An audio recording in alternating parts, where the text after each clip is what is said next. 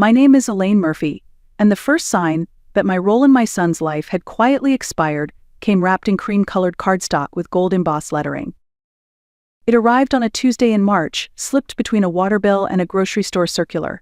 I opened it with casual indifference, expecting yet another real estate flyer. But the envelope felt expensive, thick, textured, deliberate. Mr. and Mrs. Jason Murphy request the honor of your presence. I had to read it twice before it registered. My son was getting married. And this was how I found out. No phone call. No lunch invitation. No heartfelt announcement. Just a formal, printed card like I was a distant relative they barely remembered but couldn't leave off the list. I stood in my kitchen, the invitation resting beside a stack of overdue bills. Jason was 28 now. He lived in a downtown high-rise condo with floor-to-ceiling windows and valet parking. I'd seen it once, briefly. He worked in tech and made more in a month than I did in 6 working insurance claims from a cubicle that smelled like old carpet. Barbara, his fiancée, was polished and poised. I'd met her only twice, once at brunch, once at Christmas.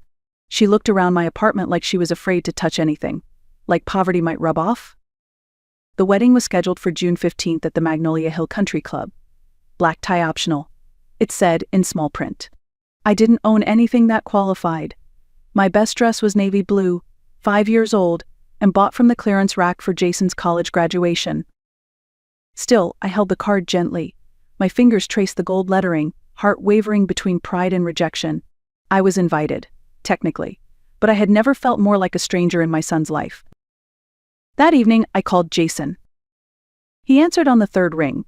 "Hey, Mom," he said, voice distant, distracted like always. I imagined him scrolling through emails or finishing a text while I spoke. "I got the invitation," I said, trying to sound cheerful. "Oh, good," he replied, no warmth, just acknowledgement. "Congratulations, honey? Barbara seems lovely." A pause. "Yeah, she is. Listen about the wedding." "I'd love to help," I interrupted, already standing near my kitchen table with a pen in hand. "I know planning a wedding can be overwhelming. Maybe I can help with the flowers or tasting the cake." "Mom, stop." His tone was sharper now. "It's all taken care of. Barbara's parents are handling everything." "I wasn't talking about money, Jason. I meant being part of it. A mother-son dance. Helping you pick the boutonnieres. You know, being involved." "We've already picked all of that," he said, sighing. "Look, just show up. Okay? Wear something nice, but not, too conservative. Barbara's family is kind of traditional." "Something nice, but not to me." "I understand," I said, keeping my voice steady though the familiar ache was rising in my chest. "I wouldn't want to embarrass anyone." "It's not about embarrassment," he muttered, then added quickly, "Never mind. I've got to go. Barbara's making dinner." The call ended, leaving only the soft hum of my refrigerator and the silent weight of disappointment. I stared at the phone in my hand and then at the invitation still lying on the table. The words "black tie optional" gleamed under the kitchen light. Optional perhaps, but so was I. After that call, I made a decision. If I was going to be an outsider at my own son's wedding, I would still show up with my head held high. For the next 3 months, I saved every dollar I could. I skipped meals, walked to work instead of taking the bus, and canceled my cable subscription. I clipped coupons with precision, counted every penny, and said no to every small indulgence. By May, I had scraped together enough to buy a new dress. Not just any dress, one that made me feel like I belonged in a room full of country club members and designer labels. I chose a deep emerald green gown, simple but elegant, from a department store I'd never dared to enter before. It cost more than I'd spent on myself in years.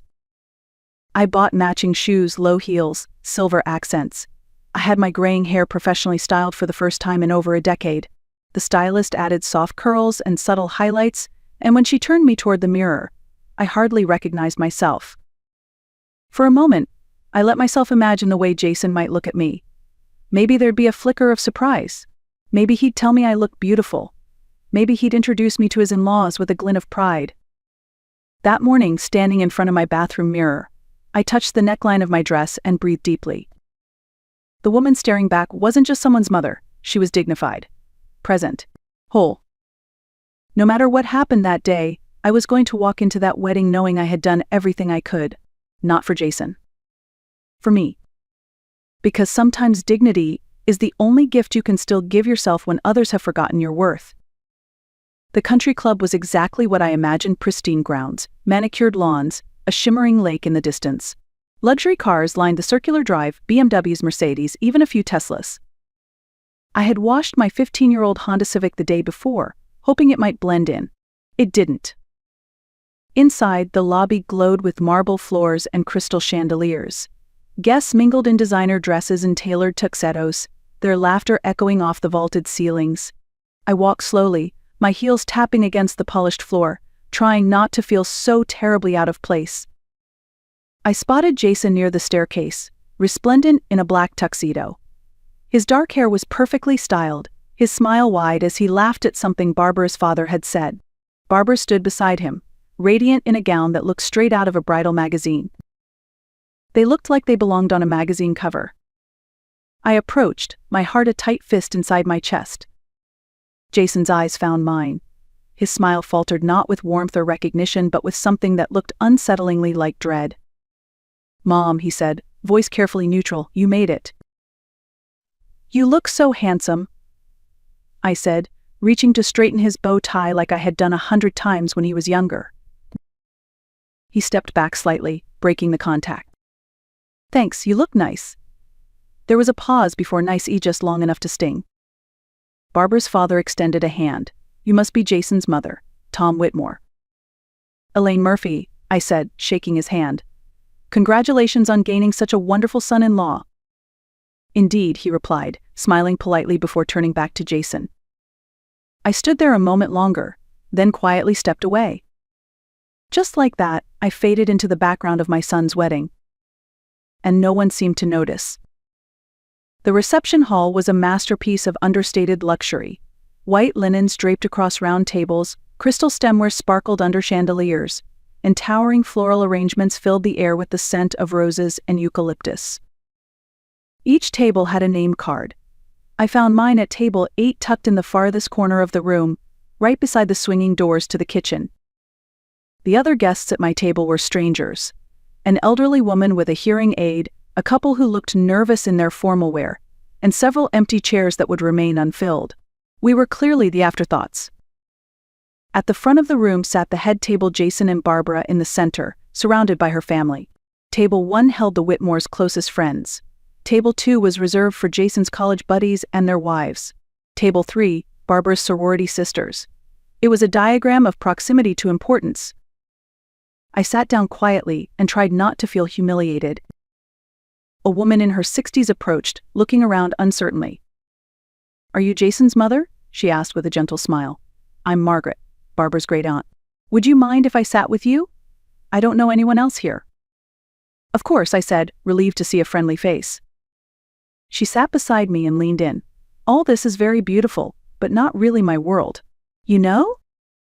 "I do," I said, smiling faintly. "But it's Jason's special day. That's what matters."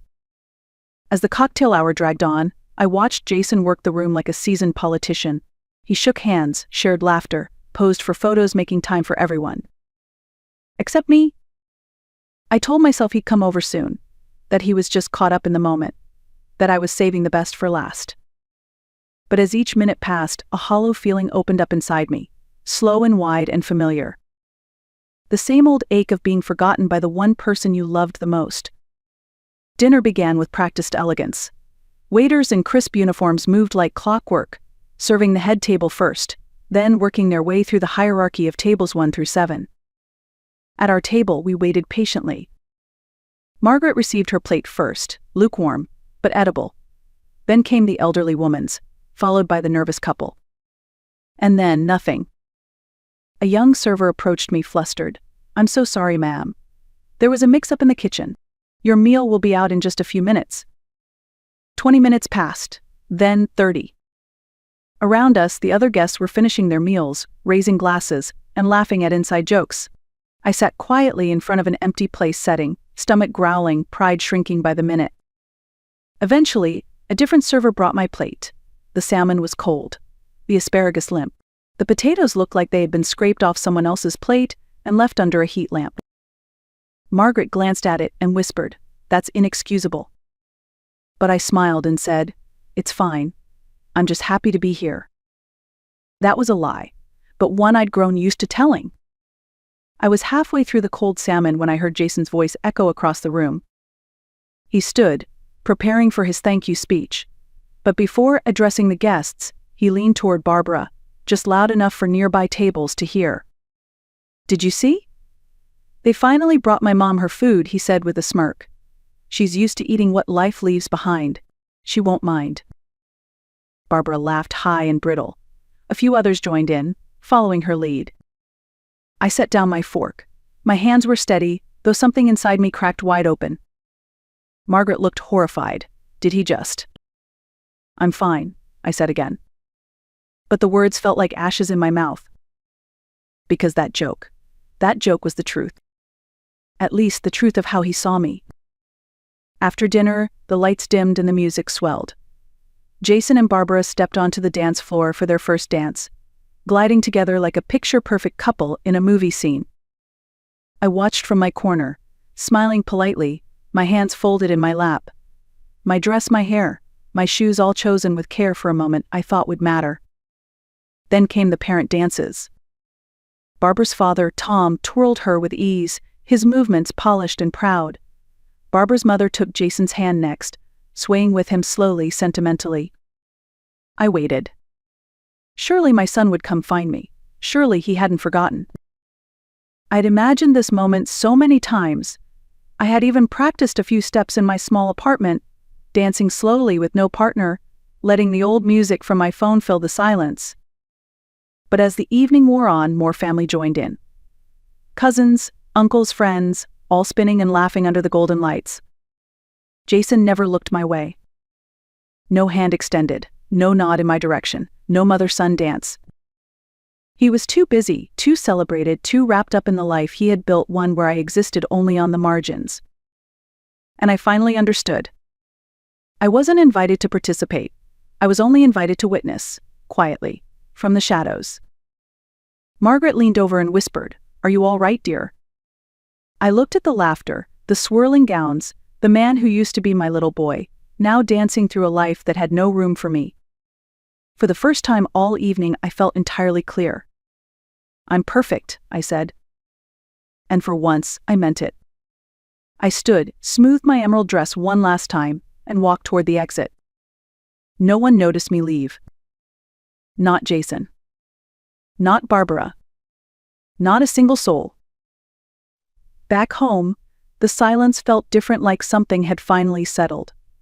I hung my emerald dress in the back of the closet, changed into jeans and a t-shirt, then sat at the kitchen table with my laptop. And I began to write. Not in anger, not in grief, but with a clarity I had never known before. Jason, I'm writing this while your wedding is still fresh in my mind, though I suspect the parts I remember will be different from what you'll choose to keep. Your comment last night, about me being used to eating what life leaves behind, wasn't just cruel. It was honest. And that honesty gave me something I didn't expect: perspective. You're right, Jason. I have spent years accepting leftovers. Leftover time, leftover attention, leftover respect. I taught you without meaning to that it was acceptable to treat me as second best. I accepted scraps and called it love. But not anymore? Effective immediately, I'm ending all financial support. That includes the $500 monthly deposits you thought came from a trust fund. There is no trust fund. That was me working overtime, skipping meals, delaying my own life so you could build yours. I'm also canceling the credit card I opened in your name, which you've used for car repairs, flights, and vacations. And I am selling the house, the one you assumed would someday be yours. It's worth approximately $340,000 in today's market. I'll be using that money to travel, to rest, to live. You once asked why I never remarried. The truth is, I was too busy being your mother to be anything else. I poured everything I had into raising you, thinking someday you'd love me not just as a provider but as a person. I was wrong. This isn't a punishment. This isn't revenge. This is me finally choosing to matter to myself. I hope your marriage brings you joy. I hope one day you understand the difference between being loved and being respected. You'll always be my son.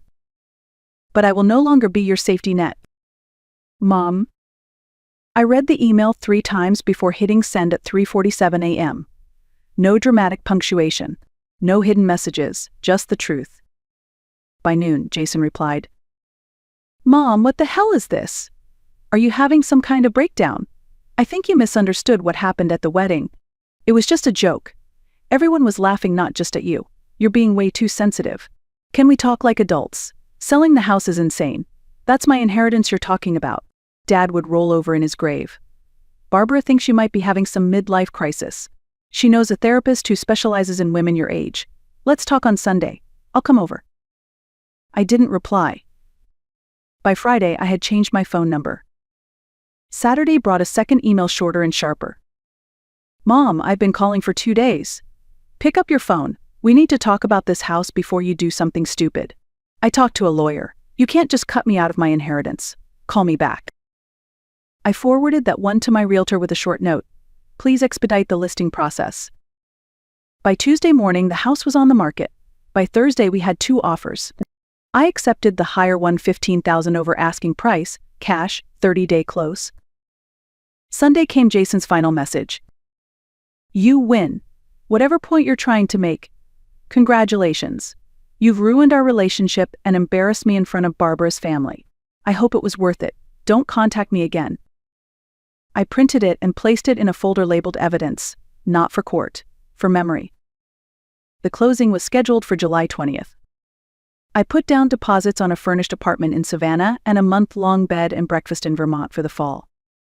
For the first time in 30 years, I was making plans that didn't revolve around Jason's schedule, his needs, or his approval. The woman who raised him had done her job. And she was finally free to do something else. To live. Savannah was warm when I arrived, not just in temperature, but in spirit. I rented a small apartment 4 blocks from the river, on a quiet street where people still nodded hello. It wasn't glamorous, but it was mine.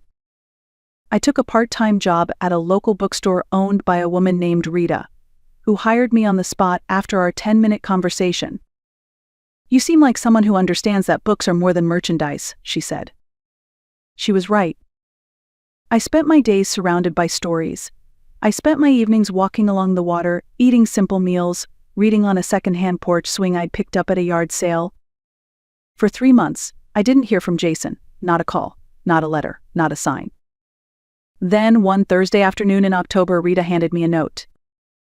"Some man called looking for you," she said he was your son. He sounded desperate. I folded the message and tucked it into my pocket. 2 days later, Jason showed up in person. He looked smaller, thinner, with dark circles under his eyes. His expensive shoes were scuffed. His voice cracked when he said my name. "Please," he whispered, "can we talk?" I told him I got off work at 6. The cafe next door closed at 7. He had 1 hour. That evening, I sat across from him as he stumbled through an apology, his words carefully chosen, rehearsed. "I miss you," he said. "I miss having a mother who believed in me." "I did believe in you," I answered, "but belief without boundaries isn't love. It's enablement." He asked how to fix it, how to start over. I told him he couldn't. Not because I hated him, but because I had already left. He just hadn't noticed until the benefits stopped. As I walked away from that cafe and into the soft Savannah night, I didn't look back. I had spent 30 years accepting leftovers. Now, I was building a life where I set the table. And this time I was choosing where I sat. If this story moved you, if it reminded you of the silent sacrifices so many make in the name of love, then let's talk about it. Have you ever given so much of yourself that there was nothing left for you? Elaine's journey wasn't about revenge and anger. It was about reclaiming dignity. About finally saying enough.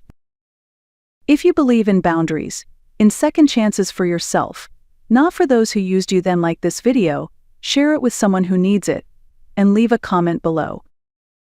Because sometimes the most powerful revenge is simply choosing yourself.